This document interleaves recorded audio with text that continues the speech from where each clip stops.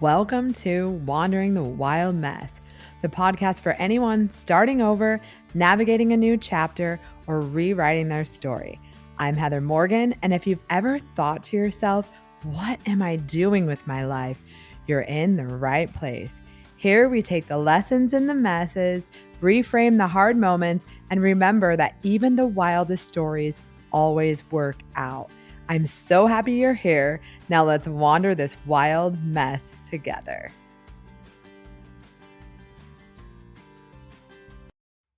Have you noticed how casually we talk about divorce now? People throw divorce parties, joke about getting their starter marriage out of the way. And as someone who's been divorced, I get it. Sometimes humor is how we survive really painful things. And sometimes celebrating is exactly what someone needs after leaving a marriage that wasn't healthy. But I also think that phrase leaves something out because no one stands at the altar thinking, well, if this doesn't work out, I'll just get my first marriage out of the way. Welcome to Wandering the Wild Mess with Heather Morgan. I am so happy you're here. It's wild to think that over a decade ago, someone got down on one knee and asked me to spend forever with him. That date just came up this July, and it had me all in the feels about the truth of getting your first marriage out of the way.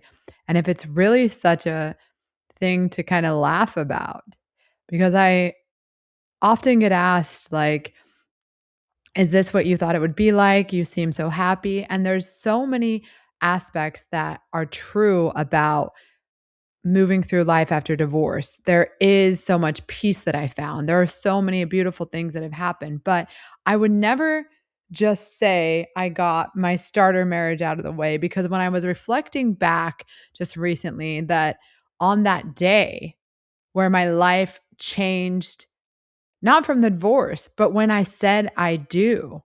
And I think sometimes if we take ourselves back to that moment as someone, if you're someone that's been divorced or you're married or whatever your story may be, and maybe hear from this if you're wanting to marry your partner. There's this moment where I remember the day so vividly.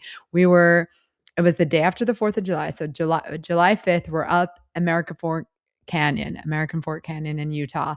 And we had been fishing all day. And it was just such a fun day. I remember I had caught this big trout and there was a picture of it. And he ends up driving me high up the mountain into this one spot that we'd never been before. He'd been, but I'd never been with him before. And we were jeeping it up. You really can't get up there. It took us an hour to get up there, not because of the distance, but because it's rock climbing, crawling up the mountain. And I remember we got up to the top and I was taking, a video of how beautiful it was. And I turned around and there he was down on one knee. And it almost feels like another me was there, not the me I am now, if I'm honest. I lived her life, but I no longer feel like I'm her. And I don't know if anyone that's been through divorce can relate to that. But I still remember the feeling I am saying yes to this life, this brand new life. And there's so many emotions in that moment. I don't know that I really was understanding it, but I think I knew it was the next step. And I felt so excited and I just felt okay, this is my new identity. And I still remember that going up the mountain at that time, Tim McGraw's album, 2 Lanes of Freedom, was on repeat all of the time. And there's a song that he has that says, someday you're looking back at your life and the memories. This is going to be one of those nights.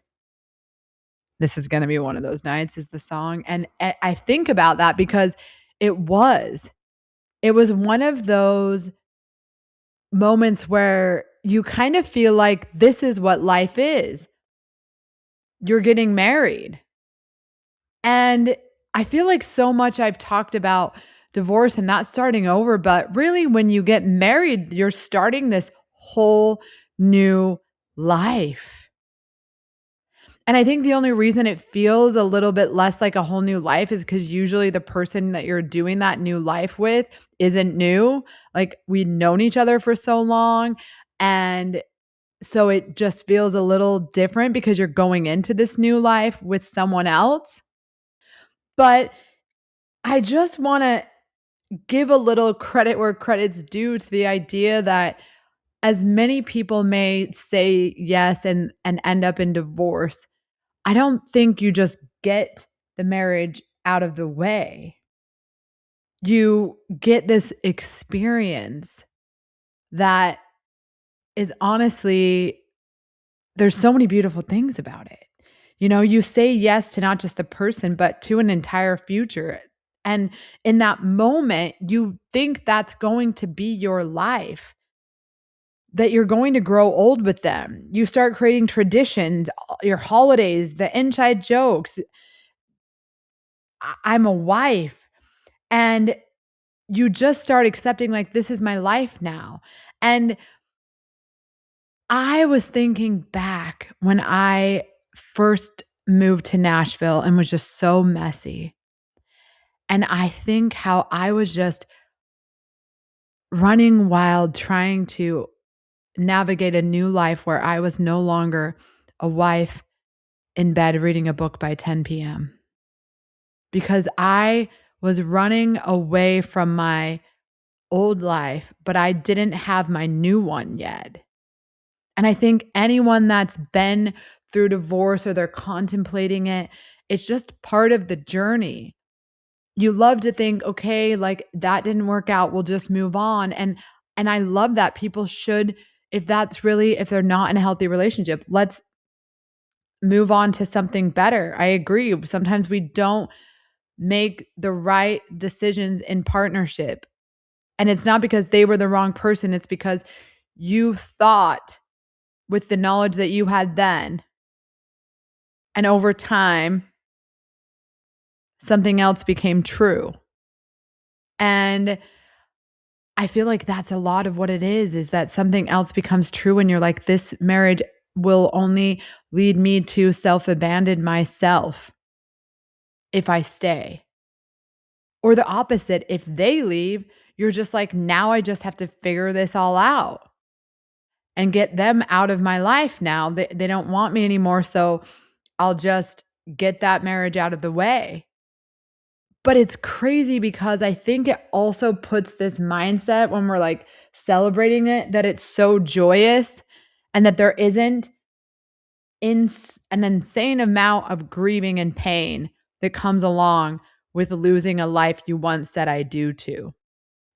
And it's so easy to either stay stuck in the I'm never getting married again, I'm never dating again, I'm never like I don't want a serious relationship, I'm never doing partnership again. It's so easy to stay on either side. Or someone just jumps right in without fully healing, or maybe God just blesses them with a relationship right out the jump. But I mean, I think a lot of times when you don't have that grieving, it can be hard to navigate, I'm sure. But then you also do this comparison thing. So if you listen to episode 94 with Thea, like we talked about how you get out of this marriage and then it's all these years later and you still don't have a partner, but then you're seeing people that are like, oh, 6 months, I left him and I found the love of my life. And you're like, oh, well, that was quick. And it doesn't work like that for everyone. And that can be kind of disheartening sometimes when you're like, okay, I'll just get the wrong one out of the way so that I can get the good one, the right one, the partner. Someone else will come along. And then when they don't immediately come along, or then when you've done the little dance and you've seen the different people out there, like I've heard this a lot, like then people go, wait a minute. Oh, being single after being married is not what I thought it would be. And honestly, the crazy thing is, and I've talked about this before, I never even really thought what would being single would be like. It just wasn't my thought. I just wanted out of my marriage. I know that sounds harsh, but it's true. I wanted out of my marriage, and I wasn't thinking about, oh, and then I'm going to date and marry this other man, or I'm just going to hurry up and get back in a relationship, because I knew I was not in a space for that. I 100% own that. And I think back about it because, like I said, I have friends that are still like, I'm not doing the dating thing. And it's been years later. And I think, everyone has their own journey. But it's funny because when I first got out of my divorce, there was at least two really good, solid guys that I had met and wanted to like go on dates with me, like, progress something. And they were really like mature about it. And I was just like, honestly, like, because I knew there were such good dudes and their intentions were for something more long term, I was like, I can't even entertain that because I'm not even in a place that I could string these men along because I know their intentions. And so I kept myself in this very like non-serious vibe. And you guys have heard it if you've listened at the beginning of the podcast, just to keep my space from having an overwhelming amount of emotions for someone. And it's crazy because I think back about those two really good guys that I met, and like one is engaged and the other one like lives with his girlfriend. So it's like I was right. They were very like ready to commit kind of guys. And I think that's one thing you kind of have to be honest about when you get out of marriage too. It's like you might want to find someone really quick because that'd be great. But then you also realize maybe I'm not ready to be a partner yet. And that was something that I had to grapple with. Like, we want to get out of that marriage, but it's like either we're going to be single forever because screw that, marriage was awful, or we're going to jump back in. And I think both of them are indicators that there's some healing to do. Because leaving a marriage, I've said it before and I'll say it again, it is an identity death. You had literally signed up to, for better or for worse, be that person's person. And now you're not. And it's a feeling that I'm still talking about. But I'm saying it because there's so many people I see are going through it, are contemplating it, feel like it's on their horizon. And marriage is just something that, although we joke and you get divorced, whatever, but it is something that's so important to really think about when you're dating. Because for me, I get it. I'm not really dating. But when I do find someone that I want to spend a lot of time with, like, I am going to be so intentional because I think so many times we just aren't really, I mean, even in my marriage, there was so many things I feel like when you're young, you just don't even think about, you just start dating someone and you don't really always think about how are they going to be as a partner forever. And when I say this too, and if you've listened to the episode that's like how I knew I needed to leave my marriage, I think it's number 90. Like, I didn't marry this like awful person. I just thought something that existed could change if we got married. And I'm saying all this because there is no need, in my eyes, to pretend that divorce isn't that hard. If you're listening and you're thinking about it, I'm not trying to deter you one way or another, but I just want you to know that it is a process that will strip so much of who you thought you were away from you that it almost becomes debilitating because you truly have to look at yourself and start over. And you don't have that person that gets you, and you don't have that person in your corner to say, let's go. It's you. and life just looks a lot differently. And I was thinking back on all of this, just really to say that through life, the biggest blessing we can have is learn to adapt. I think so many things come up in our life, whether it's divorce or different grief and loss and all of that. And the one thing that seems true is that the better we are at being able to adapt to our situations, things that are out of our control, things that we have to navigate and that are hard, even if we don't want to navigate them, the more that we can adapt to change, the better off we'll be. But we don't need to pretend that it doesn't hurt, but we can't stay angry at it. And we can't laugh it off like it's no big deal. We don't care. We'll just live miserably forever. No, I truly do believe that people are meant for connections. And when we isolate ourselves from allowing those into our lives, I think we miss a lot of really great opportunities because we want it to be perfect. And I think sometimes we just have to let things be. My marriage wasn't perfect and it ended, but I'm glad it happened.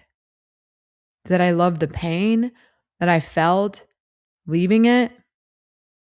No, but it was worth everything I gained while being in it. So I don't think I got my first marriage out of the way. I think it shaped me. I think it taught me. I think it broke me. And I think it rebuilt me.